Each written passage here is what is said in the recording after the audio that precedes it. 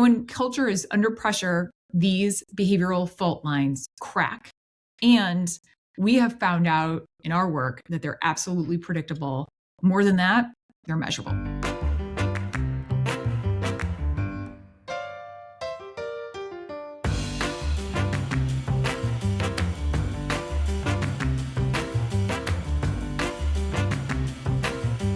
What's going on, Mel?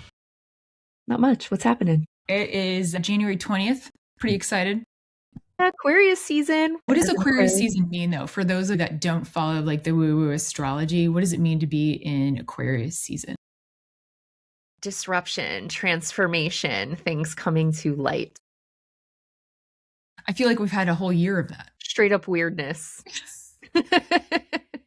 Great. All right.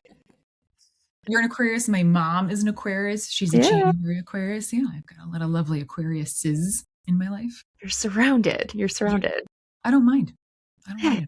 It can be fun. All right. This is your Work Friends, where we break down the now and next of work so you stay ahead. I'm Mel Plutt. And I am Francesca Ranieri.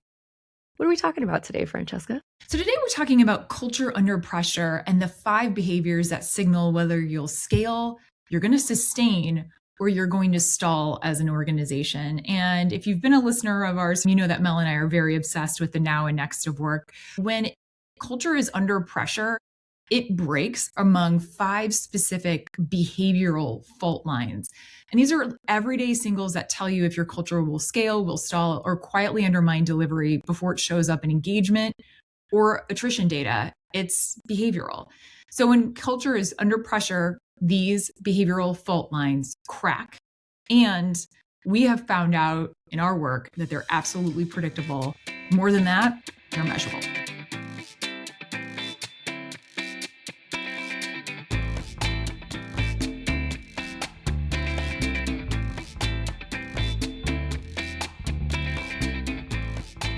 As Francesca mentioned, we spent our entire careers in large, complex organizations, places like Nike, Big Four, Big Law, et cetera, leading talent and strategy. We've been in the seat. We've been in the room with the executive teams through scaling, restructuring, major transformational shifts. And we know what it feels like when you're carrying these performance targets and people decisions at the same time. It can be pretty freaking intense. And we're really going to use that experience to help leaders and organizations align how the business runs and how people actually work by covering these things. Sometimes that looks like a signals diagnostic, which shows you exactly where the drag is happening. And most of our work is in that strategy space, people strategy, learning strategy, defining what the next of work looks like in orgs. At the end of the day, we're really wanting to help leaders build teams that work better together and move faster without compromising your humanity here. So today, here's what we're going to talk about: why these behaviors matter, the 5 behavioral signals that you should be looking out for, especially if your organization is feeling like it's under a lot of pressure right now, the impact of those behaviors. We are going to talk about a real life case study you all will recognize and the impact and the cost of not tracking these behavioral signals. And there's a real micro diagnostic that you can try this week for yourself that we're going to share. What do you think, Francesca? That sounds like a plan to me. That sounds like a plan to me. All right. Let's dive into why this matters, right? And the thing is, organizations rarely fail because they don't know what to do. They typically fail because they can't get the behavior required to do it. And we've all seen this, where we know where we want to go, we know the work that needs to be done, but we can't get the human behavior to make that happen, even though the plan is there. I.e., failure is something where you can't hold under pressure. And pressure these days is constant. Market shifts, reorgs, the business grows faster than systems, leadership changes, a crisis hits like COVID. If you look at the last 5 to 6 years in general, what most HR teams and what most organizations have gone through is just constant pressure. And your culture will continue to be under pressure. And all of these things test that cultural foundation. You and I see this daily. Never mind the last 5 years. What about the first 2 weeks of January? Yeah, super fair. Letter to Greenland. And allow us just to be your CFO for a second, because why this matters is that behavior is the early warning signal. Let me give you an example of why behavior is an early warning signal. If you go back to safety research, back in the day, teams shifted from counting accidents, like safety accidents, which are lagging indicators, to measuring safety climate, which are leading indicators. Those work because they predict risk better than retrospective data. And in business, the same is true. Things like turnover, rev misses, customer problems, we measure those all the time, but they're lagging.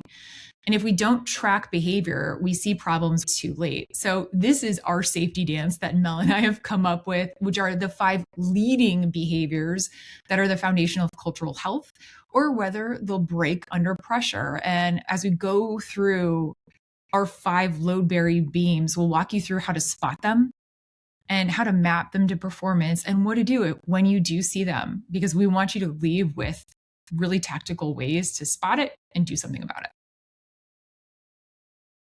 We go down rabbit holes, especially when we start seeing trends. And every failure we've seen over the last 25 years, whether you're talking about Boeing, Wells Fargo, Uber, Blockbuster, Nokia, Equifax, we can predict, and we can also, by the way, predict who's about to be added to that list.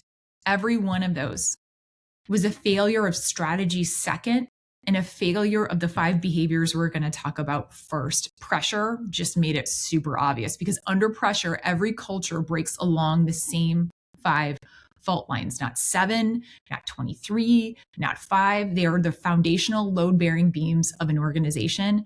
And again, you can measure them, they're leading, and you can fix them before they hit the P&L.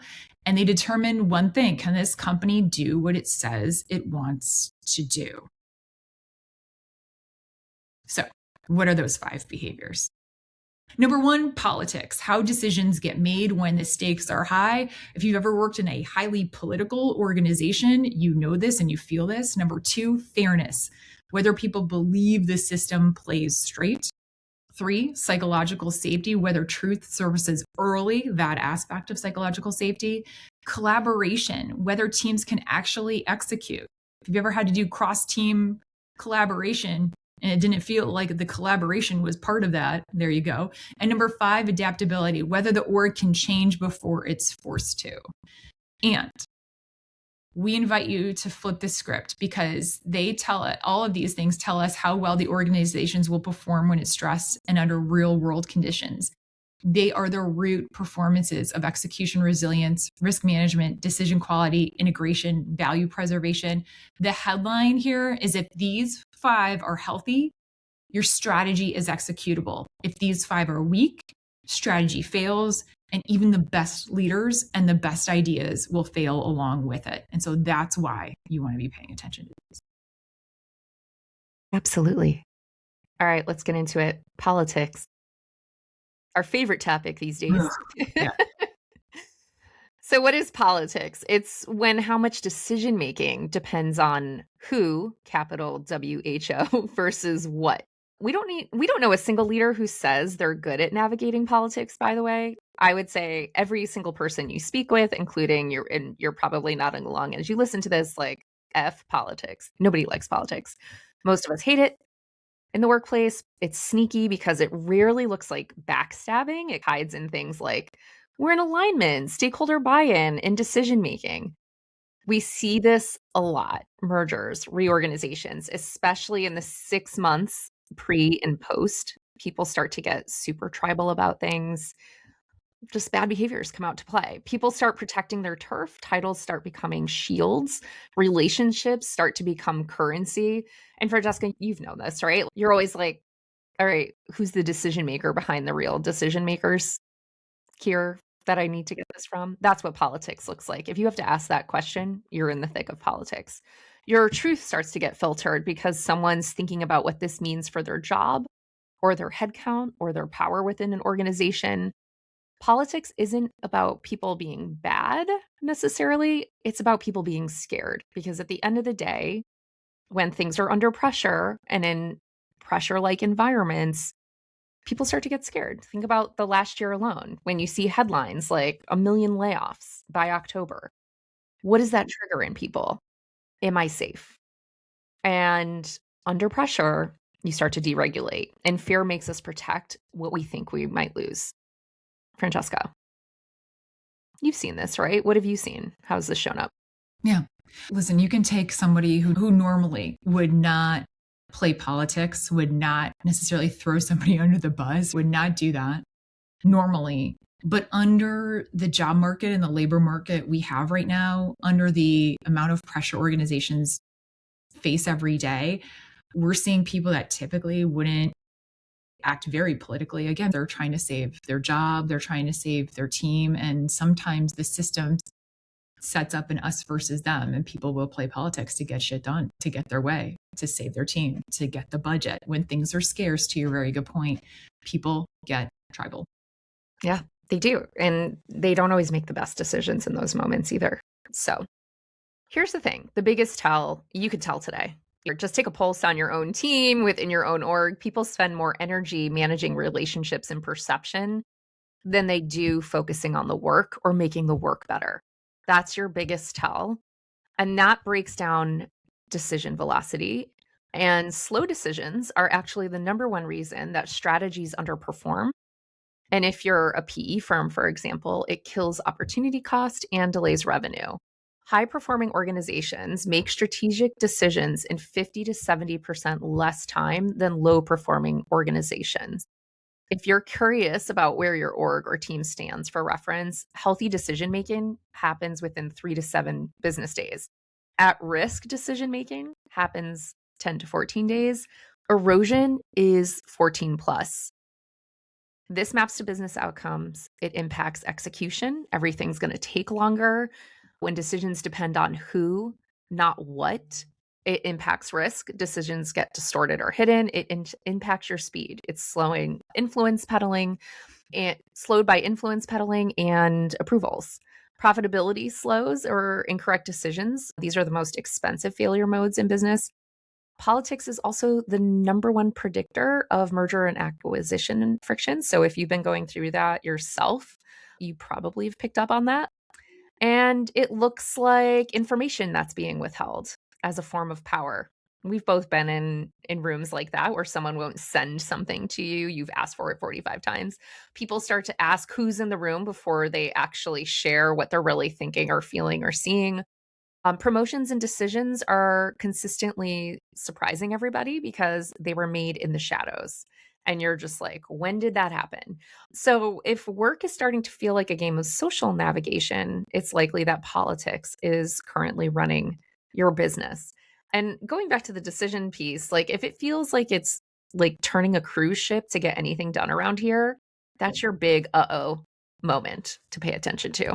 All right, politics, number one. Number two, fairness. Because if politics is about power, then fairness is about whether the system plays straight. And when people start believing the rules are not the same for everyone, I'll tell you right now, things fall apart, and they fall apart really fast. It's not just, do we treat people nicely? I don't want people to think, oh, okay, oh, fairsies and everybody gets an award. That's not what we're talking about. It's about where fairness shows up in things like promotions, recognition, pay, visibility, opportunity, who gets labs or cool projects, who gets feedback, who gets forgiven, who gets invited in the room, who gets a seat at the table. These are career making or breaking decisions. That's fairness. Where we see this all the time, and you'll see this as well, during performance reviews or layoffs or promotions, people will see exactly who the system rewards and who it forgets. And the brutal truth here is that the moment someone thinks that the game is rigged, they're going to stop playing as hard as they have before. And they're going to start looking elsewhere. Or worse, they're going to stay and become completely disengaged and disconnected from the org, which is something you don't want because that typically will evolve into a cancer on your team. A good question to ask yourself here are, who are the people in your company everyone knows the rules don't apply to? And what story does that create? We all have those people, whether or not they didn't get their hand slapped for something that that everyone else did, or they didn't have to jump through all the promotion hoops that someone else did. Where have you seen fairness come to play, Mel? Everywhere. Yeah. It comes into everywhere when you think about equity for people, if you're thinking about succession planning or comp structures. It's everywhere within the organizations. There's a good pulse check that you can be doing by asking yourself those questions to say, where are we being really unfair? Where are we creating unfair environments that we need to address? Yeah. You might think people don't notice. They do. Everybody notices. Yeah. It's almost like, let's say you have two kids, and the number one question when you're handing out candy is what? Did I get the same amount as that Did I other get kid? the same candy? The same candy. It's not fairsies. Like, that is absolutely the same thing that happens, right? Here we go. Some of the deets here. The biggest tell with fairness is people don't believe the rules apply equally. Did they get more candy than I did? That's what your people are constantly thinking. And what it really drives from a business perspective is turnover. Fairness is not a nice to have. It's literally your retention cost center, because fairness is the most predictive factor of turnover and tension. Fairness. It really is. Turnover costs range from 100 to 300% of someone's annual salary, even more depending on your executives. With your tech and your professional services also up in the upper range. Turnover is a natural part of any business. We understand this, but when we look at some thresholds, if you have less than 12% annual turnover, you're probably in the healthy range. If you have more than 20, no bueno. And we see this in orgs all the time. And when you have that level of turn, or where you're etching up above 12, looking at fairness, because it maps to outcomes in terms of risk. Unfair environments generate compliance, legal, and reputation risk. Profitability, retention loss equals performance drop, which equals a margin drag. Decision making, here showing up again, people stop participating when they believe the game is rigged. Let me give you 3 signals of low fairness. You're going to hear it depends on who you are, or some people get away with it. If you start hearing or seeing those type of behaviors, fairness issue. The same behavior is punished in one person and rewarded in another. And high performers quietly stop trying because the system is rigged. Here's the big headline that I would love everyone to remember about fairness. If fairness dies, effort dies, period. Yeah. If you want to let your trust on fire, then don't address it. But you don't want to do that. No. Psychological safety. Number 3, let's get into this. Psychological safety is one of those concepts you hear a lot about, especially over the past few years. It's one of those concepts everyone thinks they understand until something is truly at risk. It's about whether someone is able to speak an uncomfortable truth while the lights are on. In that meeting, they feel like it is safe to say what they really think. There aren't going to be repercussions for doing that. One of our favorite tells is watching what happens when bad news is walking into a room. Are people getting curious about that bad news, or is it defensive? Are leaders leaning in, or are they shutting it down? Are teams raising that signal early on, or are they waiting until a client or the market actually forces them to share their truth about what's happening? The absence of safety is often really quiet. It's the silence that you hear in meetings. We've all been in those meetings where it's just crickets. It's the watered down feedback that you get. It's the, I'm not sure this is the right forum to talk about this kind of comments. Companies don't avoid risk by avoiding conflict. They create risk by hiding it. So that's why this is so critical. The biggest tell here is when you recognize people aren't feeling safe to speak up. It is shutting down the most important thing for your strategy to be successful, for your org to be successful, your teams, and just you as an individual to be successful. It's risk surfacing. The importance of identifying those blind spots early on. Safety isn't about feelings. It's about information flow and early risk detection, leading to quality issues, compliance, and crisis cost if you don't. Some of the details that we look at when we're paying attention to psychological safeties, teams with high psychological safety actually have 50% higher productivity, 76% more engagement. They report risks much earlier on. It maps to things like innovation. This is the single biggest enabling variable. Imagine the innovation you're missing out on because people don't think they can share their ideas. Listen, I'm going to go back to the story about the hot Cheeto. That's because someone felt super safe to share their idea, and I'm super glad that exists. Wait, I don't think you've told this story. Can we tell the story again? There's a whole movie about the discovery of the hot Cheeto. Seen it? You tell the hot story. Frontline workers. This is why our prediction for 2030 is elevation of frontline worker voices, because they know the shit that's going down. Okay.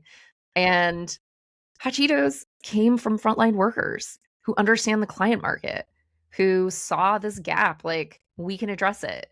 We should introduce this flavor to the marketplace. It is like one of the number one sellers.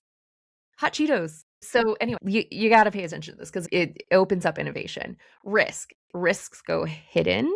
They don't go away. That's a huge problem if you're trying to transform as a business. It impacts speed. Bad news shows up earlier when you have psychologically safe environments where people can share things. If you have greater psychological safety, it helps with execution. Higher error detection happens, faster adjustments for things. There are 3 signals of low psychological safety that you should be looking out for. Problems are always showing up late. So then you're dealing with a ton of fire drills. Leaders are surprised by issues. They're surprised by turnover. They're surprised by the big misses that are happening.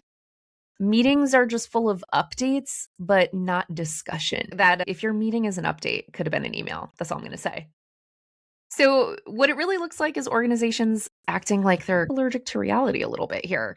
Silence is a symptom of that, but risk for your organization is the consequence of that silence. There's an interesting backlash I'm seeing around psychological safety, by the way. And I'm curious. Honestly, I'm seeing a lot of bros be like, oh, psychological safety. I think this is a buzzword. Friends, this is not a buzzword. Okay. When you look at the ability that they can raise things early, that they can bounce ideas off of you, that your intent is positive and you won't get clobbered in a meeting for bringing something up, that is psych safety. I have worked in organizations. I've had bosses that have allowed me to fail right in front of them and been like, cool, keep going. And I've had bosses that have literally been like, unless I'm hearing anything bad about you, that's the only time I'm going to talk to you. Oh, yeah, same. We've all been there. So we've gone through politics. Yeah. We've gone through fairness. We've gone through psychological safety. Let's talk about the 5th one, which is one of my favorites, collaboration. All right. Number 4. Number 4, quattro formaggi. Yes. Number 4. Listen, everyone says they collaborate. We'll tell you right now, there's a few that do really well, but most don't, because collaboration isn't exactly easy, because it's not, we all like each other. We're all nice here. It's about whether work travels across teams without breaking. That's not easy for all the other reasons we talked about. Politics, fairness, psychological safety, they all show up in collaboration. That's why these are all 5 load-bearing beams. Here's where collaboration always reveals itself. In the seams, in the handoffs, the project that looks like progress from one department but looks like utter chaos in the next, the cross-functional initiative that dies not because the strategy or the idea was bad, but because the teams just can't frickin' get aligned. When collaboration breaks, the company slows down, period, because we can't ship. Meetings replace decisions. Have you ever had 15 meetings, or I'm exaggerating. Have you ever had 6 meetings about the same goddamn thing and you're like, we can't even make a decision about this? Oh no, I've had the 15. Let's be real. I've also had 15 meetings and then the meeting with the other department that was completely siloed working on the exact same project, and both had already invested thousands of dollars into the work. And then it was, who owns this and who's going to fight over that turf? Those are always fun. Those are always fun. Yeah. That's when I get the popcorn out. I'm like, man, Collaboration's the difference between a company that scales and a company that just reorganizes its problems every quarter. Why this is so key, especially now, is because everything is cross-disciplinary. There's no way in hell you can work in your silo anymore and not touch another team that is outside your P&L, that is outside your domain, period. So we have to learn how to do this really well. This is something I think everyone should ask, is where does work get stuck in your organization? What function or process becomes the bottleneck? Potentially it's tech. Potentially it's procurement. It could be anything in your organization, but there are typically some teams that stand out more than other where things just get bottlenecked in. When you're looking at, do we have a collaboration problem? Start with the biggest rocks in the room. Where's work getting stuck? That's a place to start. Fun times with collaboration. Listen, plain speak here with collaboration, what this really looks and feels is work is moving in circles instead of forward. You're like, didn't we decide that? Are we talking about that again? We're still not freaking done with it. Holy shit, we've been on this project for 18 months. That's a lack of collaboration. And again, this drives execution drag. We can't ship anything. Nothing fucking gets done. No. That is such a suck on your soul, not only on your P&L. And the cost of rework can be up to 30% of your revenue. So this is a real big issue. Again, why we're saying this is a load-bearing beam, not only for now, but for the future. You cannot execute anything without collaborating. 3 signals of weak collaboration is that everything requires multiple meetings, multiple reviews, multiple escalations, multiple negotiations. If you're just like, if it feels like multiple that didn't need to be multiple, can someone just make a GD call? That's a collaboration issue. Here's another way. 2 teams can't align without a VP or an SVP or a big mucky muck intervening.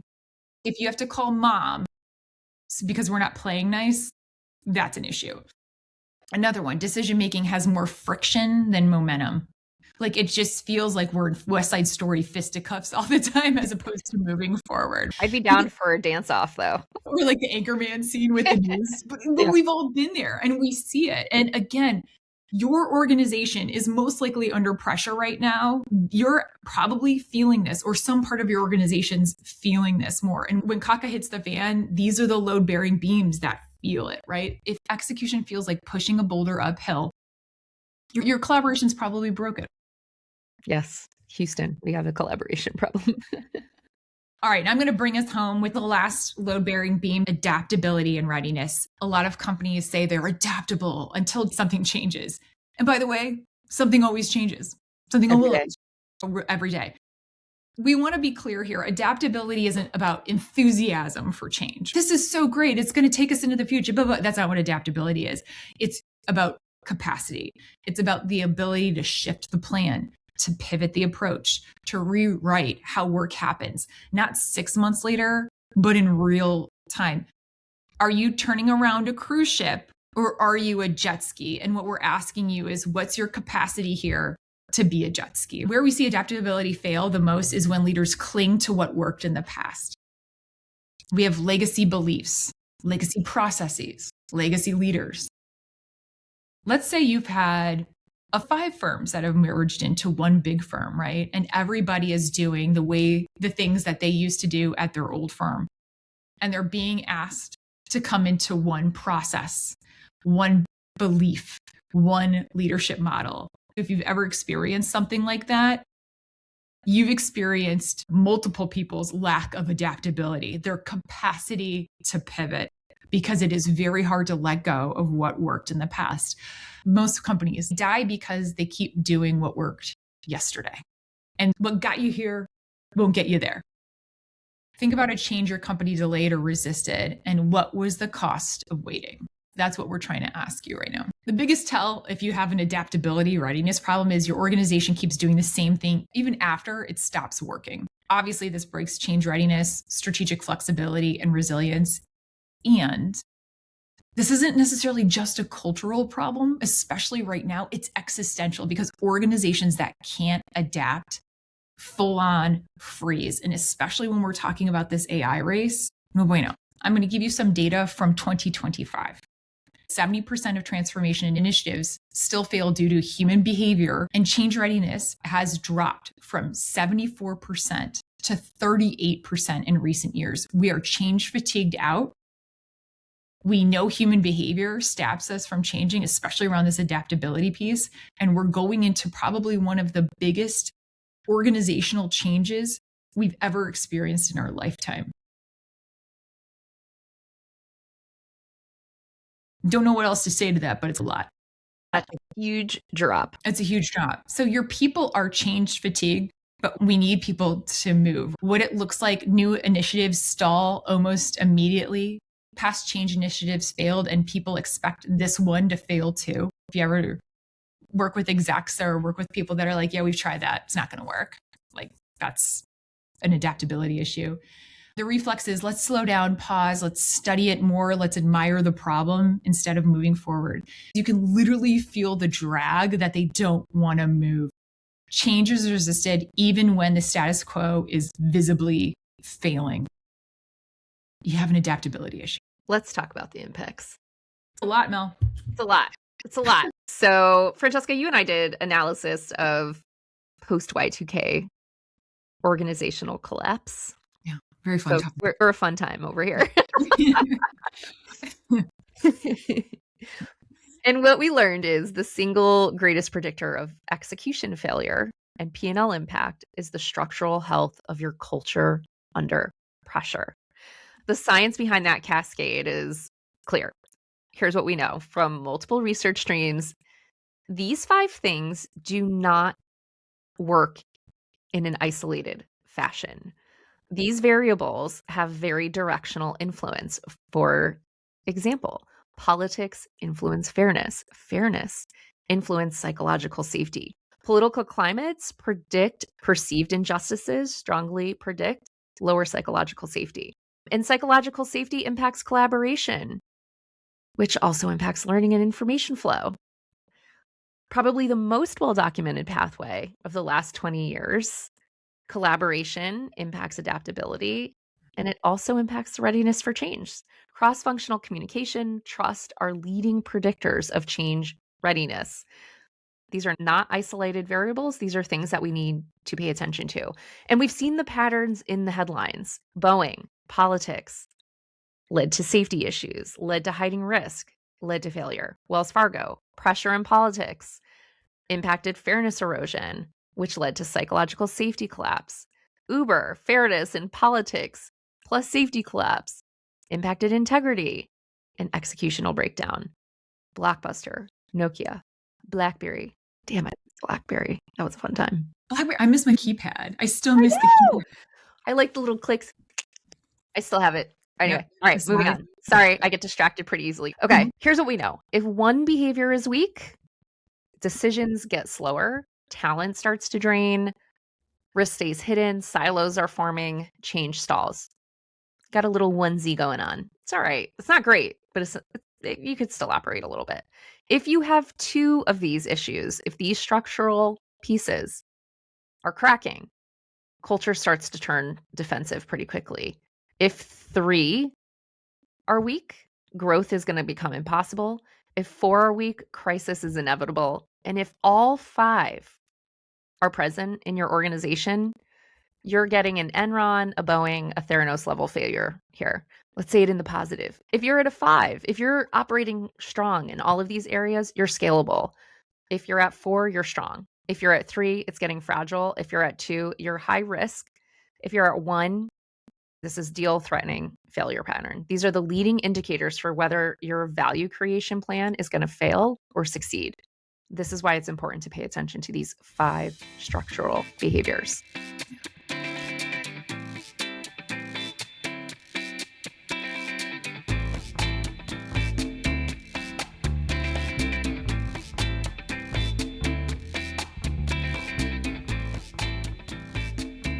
Let's get into it.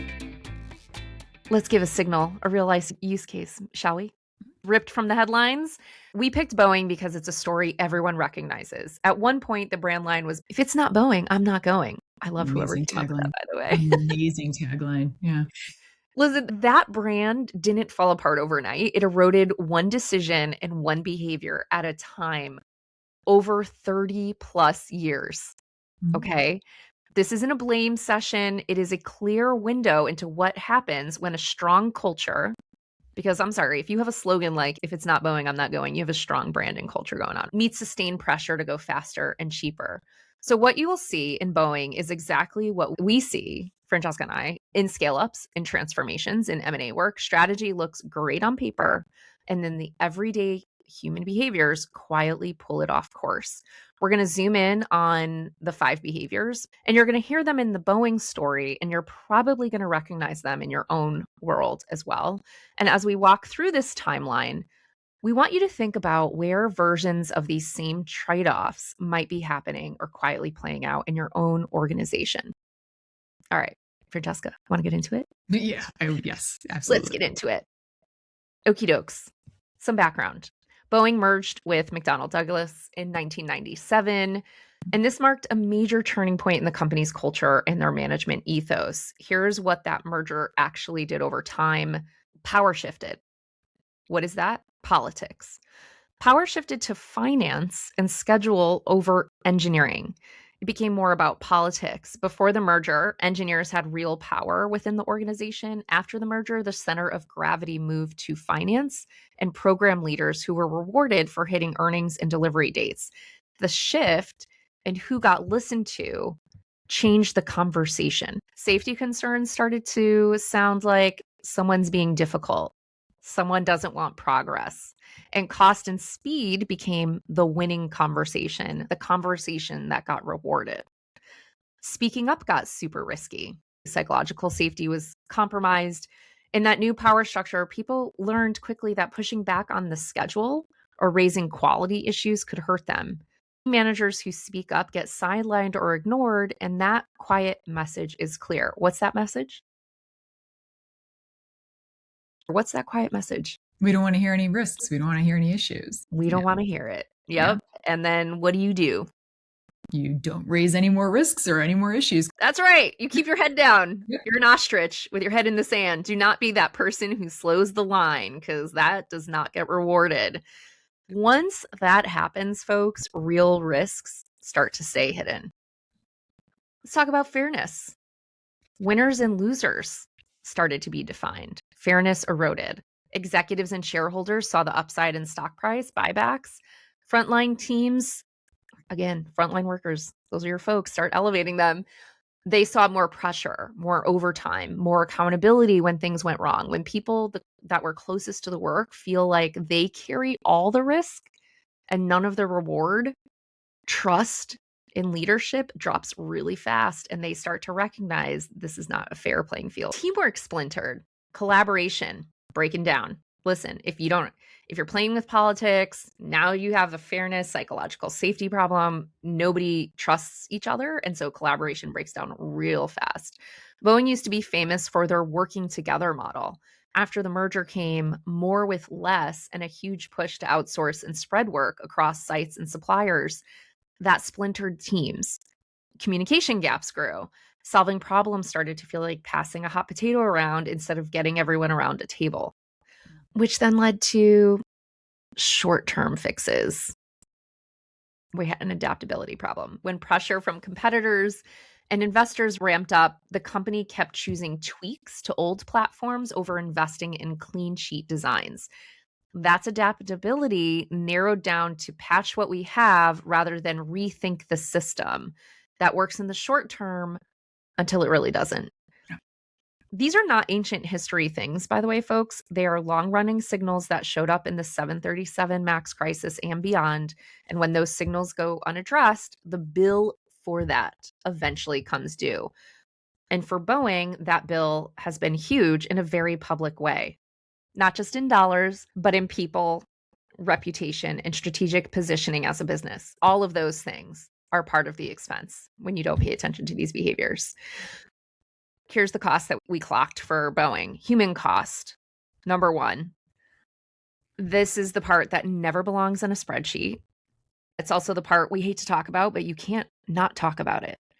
2 crashes happened. Hundreds of lives were lost. Families and communities were changed forever. Thousands of employees then carry the weight of knowing that their work was connected to that outcome. And no one goes into their job thinking, I might have this kind of impact. As an organization, Boeing certainly didn't go out for that. They want safety for everybody. But now they're all carrying the weight of that human cost, which is a result of a culture problem. It's one of the most extreme, but every single industry has a human cost potential to it. There's no industry without that. Just something to think about. There was a direct financial hit. The 737 MAX crisis alone cost Boeing tens of billions of dollars that grounded fleets, redesigned work, penalties, compensation to airlines all stack up. Then layer on the legal settlements, ongoing crisis management. This is not a rounding error. It's a real balance sheet event for that company. Value and trust gone. Boeing went from the gold standard to a case study. The stock has never recovered to its pre-crisis highs. That's hundreds of billions in potential value that just evaporated. Investors now price in more risk, more volatility, less automatic trust and leadership. Regulators trusted them less. Oversight was tighter. Every new program faced more questions, more friction. That slows everything down. It's a tax that they're going to pay on every future certification because of choices that were made years ago. And these aren't always big choices. These aren't the big C-suite choices. These are the everyday cultural micro choices that happen on single teams, in single business units across an organization. And this is why it's so important to pay attention to this as an employee, as a team leader, if you're in the C-suite, and just as an overall organization, right? The daily operational grind became super costly because every time a quality issue hits, a halt in deliveries happened, a massive reworks happened, the 787 quality problems, all of that is time, money, and talent tied up in fixing what should have been done the first time. Yeah. When you start to normalize shortcuts, you eventually pay for them 3 times over in rework and delay. And then there's a real strategic cost. There's seating advantages to the Airbus, direct competition. Boeing was the uncontested heavyweight for decades. Not anymore. While Boeing was patching and firefighting, Airbus kept stacking up competitive products and orders. That is a strategic cost of short-term fixes. You lose the window to build the next thing, and then a rival walks in and they take it over. So strategic cost isn't just Airbus winning orders, right? It's also who's no longer inside your walls. You start to lose your most incredible talent. Senior engineers retire early. Mid-career talent moves to competitors. New grads think twice about joining. So you lose the very people who would help you innovate your way out of the mess to begin with. The point here is not to dunk on Boeing in any way. It is to show that there is a true price of treating culture as a side project or a soft thing to have. It is not soft. It is probably one of the most critical and most important things to pay attention to, because none of these costs showed up their first quarter. They compounded quietly for years within the organization. Boeing, obviously an extreme case, but the signals aren't unique. The good news is it's completely fixable if you're willing to treat them as real risks versus treating them as background noise or something that's soft. So here's the deal. We have 5 questions that every executive should ask. Mel and I do very deep cultural due diligence for companies. But if you want to know the quick and dirty, the 5 questions you should be asking yourself, we wanted to give you those so you can get going on this today. So here we go. Number 1, are decisions made without politics? Do you have evidence of that? Number 2, are the rules applied equally? If in the back of your head, you're thinking, take a look at that. Number 3, do people tell the truth early? If you're a manager, if you're a leader, how many times are you surprised by something happening? Do your people feel like they can come to you early and often? Number 4, does work move forward or in circles? Are you having a meeting about the meeting about the meeting? And number 5, do we pivot when things stop working? Part of this is, are we having the courage enough to recognize and to admit things aren't working? And then are we courageous enough and adaptable enough to do something about it? These behaviors are, again, they're not soft. They are leading indicators of human cost, of financial hit, of strategic loss. And if you're only tracking rev, margins, EBITDA, et cetera, you're really flying half blind if you're not tracking these leading indicators. We are recommending that you treat these behaviors as risk, that you prioritize your signals and you own them. And you can design small, repeatable plays to make sure that these aren't risks anymore. Again, these are all things that are very fixable. Yeah. And listen, as we said, what happened with Boeing is just one example that didn't happen overnight. It's all of the micro moments that happen on every single individual team and within every one-on-one interaction. Don't try to boil the ocean. Pick 1 or 2 critical behaviors that matter most for your strategy. Make them someone's job to watch and shift. If you're the leader, by the way, that's always your job. So maybe an accountability partner to help you on that. And sometimes if you can't influence an entire organizational change in one of these behaviors, you can start with your own one-on-one interactions and with your own team first. If you haven't been listening for a while or catching up or you're new here, we launched a newsletter. If you want one meaty, insight-driven email a month where we share this kind of work, frameworks that you can implement for yourself, for your team, for your org, sign up for our newsletter over on yourworkfriends.com. And you can listen to the pod every Tuesday. We drop new episodes. So check it out and subscribe, leave us your feedback, and reach out to us. If you're wanting to have a conversation, you can book time with us on the website or just shoot us a note at friend@yourworkfriends.com. Bye, friends. Bye, friends.